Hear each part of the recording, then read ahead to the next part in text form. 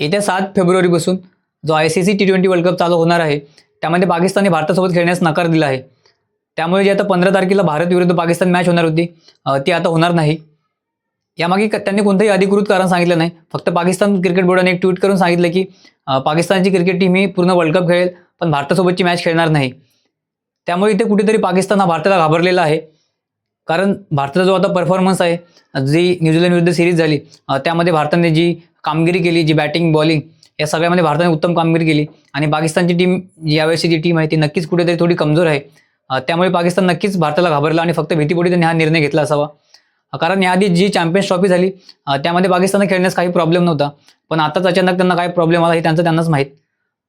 जी champions trophy झाली, त्यामध्ये भारताने सुद्धा पाकिस्तानमध्ये जाण्यास नकार दिला होता.